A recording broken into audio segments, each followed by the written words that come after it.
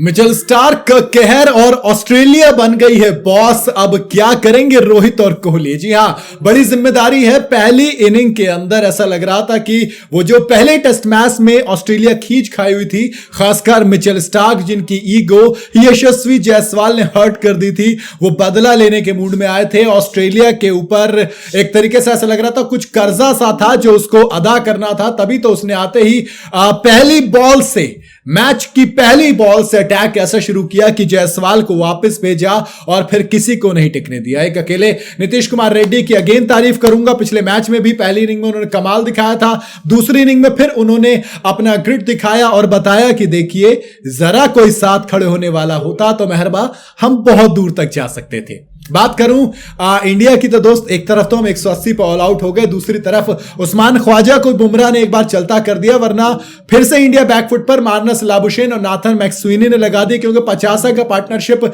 ये कर चुके और 50 रन की पार्टनरशिप इस विकेट पे डे एंड पर काफी बड़ी हो जाती है, क्योंकि अगर ये पार्टनरशिप आती है तो इसका मतलब इंडिया को बैकफुट पे धकेल दिया गया। अगर इंडिया की बात करूं तो दोस्त, बल्लेबाजी में हमारी कोई भी चली नहीं। हाईएस्ट स्कोरर अगर आपके नीतीश कुमार रेड्डी हैं, जो कि 8वें नंबर पर बैटिंग करने आते हैं, तो फिर आप समझ जाइए। ओपनिंग करने आए थे यशस्वी जायसवाल, केएल राहुल को दो चांसेस जरूर मिले, लेकिन फिर मिचेल स्टार्क ने आखिर में उनको भी पवेलियन लौटा ही दिया। नाथन मैक्सुइनी ने कैच पकड़ा और वो भी पलट गए। जायसवाल की तो क्या ही बात करें, it's coming too slow, now it's coming very fast bro.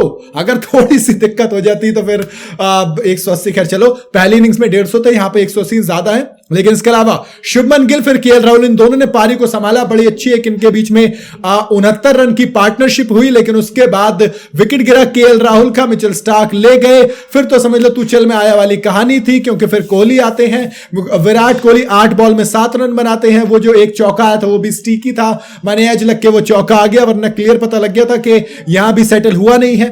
फिर उसके बाद ऋषभ पंत और शुभमन गिल, इन दोनों ने मिलकर थोड़ी सी पारी को संभालने की कोशिश की, लेकिन 81 रन पे चौथा विकेट गिरा और शुभमन गिल पवेलियन लौट गए। शुभमन गिल के आउट होने का मतलब था स्कॉट बॉलैंड ने वापस से ऑस्ट्रेलिया में जान डाल दी। जो इंडिया थोड़ी सी सेटल होती हुई नजर आ रही थी, वो फिर से डिसमेंटल हो गई।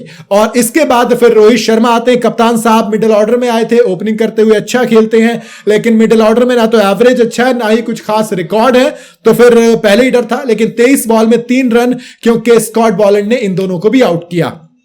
2 विकेट स्कॉट बॉलैंड यानी कि चटका चुके थे, एक शुभमन गिल का, दूसरा रोहित का। और उसके बाद तो भैया नीतीश कुमार रेड्डी एक अच्छी पारी संभालने की कोशिश की, लेकिन उसके बाद फिर पंत का विकेट पैट कमिंस ले जाते हैं और इंडिया की हालत अब और ज्यादा खराब हो जाती है। पंत का विकेट गिरने का मतलब था 109 रन पे आपके 6 विकेट गिर चुके हैं। 109 रन पे 6 विकेट। फिर तो अश्विन, हर्षित, बुमराह और आखिर में नीतीश कुमार रेड्डी, किसी का बल्ला कुछ चला नहीं। रेड्डी ने जरूर 54 बॉल में 42 रन बनाए, 3 चौके 3 छक्के, जिस हिसाब से वो खेले उन्होंने थोड़ी सी पावर दिखाने की कोशिश की। अश्विन ने भी 22 बॉल में 22 रन की पारी खेली, 3 चौके लगाए, लेकिन आखिर में मिचेल स्टार्क का जलवा दिखा। मोहम्मद सिराज ने 3 बॉल में 1 चौका लगाया, क्लासिक था, लेकिन उनको जितनी नीचे बैटिंग करने भेजा गया, हर्षित राणा से ऊपर उनको भेजा जा सकता था। बाकी ठीक है। मिचेल स्टार्क की बात करूंगा, बॉलर्स और the I should say player of the day अगर कोई सिलेक्ट किए जाएगा तो मिचेल स्टार्क होंगे। 14.1 ओवर, 2 मेडन, 6 विकेट, कमाल की बॉलिंग मिचेल स्टार्क। अगेन आपने दिखाया कि किस तरीके से आप खुद को साबित करते हो और खुद को पीछे नहीं छोड़ते। अगर बात करूं तो भैया अब तो बुमराह के ऊपर, मतलब वही होता है ना कि आपकी बैटिंग आती है और ऐसा लग रहा है कि Jassi only game changing player, Jassi भाई, वी बिलीव इन जस्सी भाई कुछ करो, क्योंकि इंडिया को अब इस वक्त शायद जसप्रीत बुमराह की सबसे ज्यादा जरूरत है। आपको क्या लगता है, क्या यहां से इंडिया कम बैक कर पाएगा? आप अपनी राय मुझे कमेंट में जरूर बताइएगा। वीडियो अगर आपको पसंद आई हो तो इसे लाइक और शेयर जरूर करें और जाते जाते चैनल को फॉलो और सब्सक्राइब जरूर करते जाइएगा।